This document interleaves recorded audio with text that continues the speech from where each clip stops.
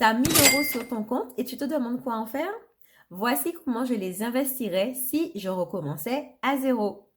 La première des choses à vérifier, c'est que c'est vraiment, les 1 000 € sont vraiment là pour les investir et que tu as déjà de l'épargne, un fonds d'urgence, une épargne de sécurité de côté et que c'est vraiment tes premiers 1 000 € à investir. Si je devais recommencer à zéro, la première chose, le premier endroit où je mettrais une partie de ces 1 000 €, c'est en bourse. Et oui, je sais, la bourse peut faire peur, mais c'est vraiment le moyen le plus simple, le plus accessible, le plus facile pour commencer à investir ton argent, surtout quand tu commences par une petite somme. Alors, sur les 1 000 €, je ne mettrai pas tous les 1 000 € en bourse, mais je prendrai une partie, allez, une petite partie de 200 € pour commencer à les faire travailler pour moi. Et là, tu te dis sûrement, mais pourquoi seulement 200 €? Pourquoi? Parce que si tu ne sais pas encore comment investir en bourse, tu dois te former, tu dois apprendre à investir en bourse. Tu ne peux pas mettre tous les 1 000 € en bourse alors que tu n'as pas appris c'est quoi les actions, c'est quoi les dividendes, c'est quoi les options, etc. C'est quoi les ETF. Donc, tu dois d'abord te former. Alors, mais il faut quand même agir, il faut pour commencer à prendre, à te lancer. Moi, ce que j'aurais fait, c'est que j'aurais mis 200 € sur un ETF du S&P 500. D'accord? Donc, j'aurais mis, par exemple, hein, tu en as plein. Tu as par exemple le VOO. Donc, c'est un ETF qui réplique la performance des 500 meilleures entreprises américaines. Alors, je suis française, mais c'est vrai que les entreprises américaines, la bourse américaine a un rendement historiquement plus intéressant que celui de la France, hein, des entreprises françaises. Donc, c'est pour ça que pour avoir plus de rendement, plus de performance, j'aurais mis ces premiers 200 € sur un ETF qui réplique la performance des 500 meilleures actions américaines. Donc ça, c'est mes premiers 200 € que j'aurais investis pour commencer à les faire travailler. Ensuite, j'aurais pris 200 € pour me former en bourse. Et oui, il n'y a pas de solution miracle. Si tu veux apprendre à investir en bourse et ne pas dépendre d'un tel ou d'un tel pour te dire dans quoi investir, qu'est-ce qu'il faut investir et ne pas succomber à la panique et à tout ce que les autres pourront te dire, il faut que toi-même, tu apprennes à investir en bourse. Donc, je me serais formée sur l'analyse fondamentale et sur l'analyse technique pour savoir tout d'abord avec l'analyse fondamentale quelles actions acheter et avec l'analyse technique pour apprendre quand acheter ces actions-là, pour savoir quel est le bon moment pour rentrer sur le marché ou pour pour acheter mes actions ou pour vendre. Donc, mes premiers 200 €, je serais partie, j'aurais mis sur un ETF du S&P 500. Ensuite, deuxième 200 €, là, je les aurais mis sur la formation en bourse. Ensuite, il nous reste 600 € pour 600 € à investir. Sur les 600 €, j'aurais pris 300 que j'aurais mis de côté pour consacrer à mon projet immobilier. Parce que tu le sais, en plus de la bourse, le deuxième pilier pour faire de l'argent, pour gagner de l'argent, augmenter tes revenus, en particulier tes revenus passifs, parce que moi, c'est vraiment ça qui m'intéresse. Augmenter les revenus, c'est bien, mais augmenter ses revenus passifs, c'est mieux, parce que ça veut dire qu'on n'échange pas notre temps en parallèle. Donc, nos revenus augmentent, mais on dispose toujours de plus de temps. Parce que c'est là où on se perd aussi, les personnes se perdent, c'est que, oui, elles peuvent gagner beaucoup d'argent, mais elles travaillent tellement en échange qu'elles ne peuvent pas profiter de leur argent.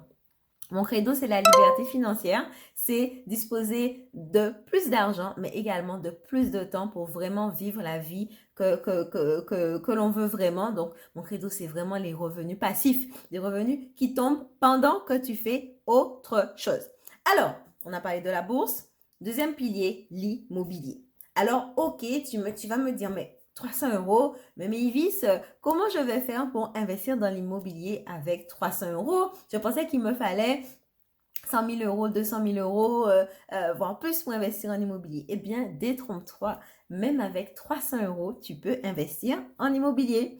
Tu peux investir dans ce qu'on appelle des SCPI, par exemple des sociétés civiles de placement immobilier, c'est des sociétés en fait qui sont propriétaires de biens immobiliers qu'elles mettent en location. Donc, elles sont propriétaires des biens, elles mettent des locataires dedans, elles touchent des loyers, etc. Et toi, tu es propriétaire d'une part de ces SCPI, de part de ces SCPI. Et étant donné, donc ça fonctionne un peu, ça ressemble un peu à la bourse, mais c'est pas la bourse, mais tu peux acheter pour 100 euros, 200 euros, 300 euros, tu peux acheter une part des SCPI. Donc, tu peux déjà devenir un petit propriétaire à hauteur de 300 euros et percevoir des loyers. Bien sûr, les loyers seront proportionnels. Si tu investis 100 000 euros dans de l'immobilier et que tu gagnes et que tu touches 1000 euros de loyer par mois, mais là, si tu mets 300 euros, ce sera proportionnel. Ce sera proportionnel. Les loyers de tous les immeubles que la SCPI a vont être divisés et redistribués au prorata de ce que tu auras investi. Mais même rien qu'avec 300 euros, tu pourras déjà être propriétaire en immobilier et percevoir des revenus locatifs. Donc, c'est ça que je ferai dans le deuxième, avec ce 300 euros, deuxième pilier, l'immobilier. Enfin, pour finir, il me reste combien? Donc, on a dit grosso modo 400 euros pour la bourse, 200 euros sur l'ETF et S&P 500 et 200 euros pour se former. Ensuite, donc on est à 400. Ensuite, 300 euros pour investir dans des SCPI, acheter des parts de SCPI. Et enfin, les derniers 300 euros, qu'est-ce que je ferai avec?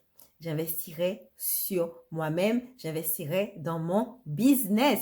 Et oui, je ferai mon petit side hustle ou ma petite entreprise sur le côté. Si par exemple tu es doué en Excel, tu peux par exemple aider les gens, faire des tableaux Excel pour les gens, former les personnes sur Excel. Si tu fais du babysitting, tu peux monter ta petite agence de babysitting. Donc, c'est 300 euros. Je les mettrai pour investir en fait dans mon business. Peut-être déposer les statuts, peut-être me former. Si par exemple c'est la pâtisserie qui t'intéresse, la cuisine, peut-être que j'aurais mis ces 300 euros sur une formation, sur aller me former avec quelqu'un. Donc, ces 300 euros, je les aurais investis dans moi-même, dans mon business, ok, pour développer mon business. Peu importe le business, mais il faut que ce soit ton business. Donc, voici les 3 domaines dans lesquels j'investirai mon argent. J'investirai 1000 euros pour commencer. Donc, 200 euros en bourse, sur un ETF du S&P 500, 200 euros pour me former plus en profondeur sur la bourse, 300 euros dans des SCPI pour commencer à toucher des revenus locatifs avec l'immobilier et enfin 300 euros sur mon propre business.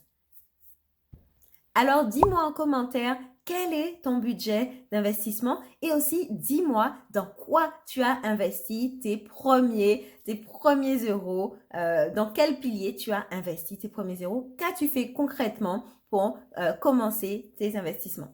Et enfin, n'oublie pas de t'abonner à mon compte, t'abonner à ma chaîne pour continuer à recevoir des vidéos sur les investissements, sur les finances, sur la liberté financière.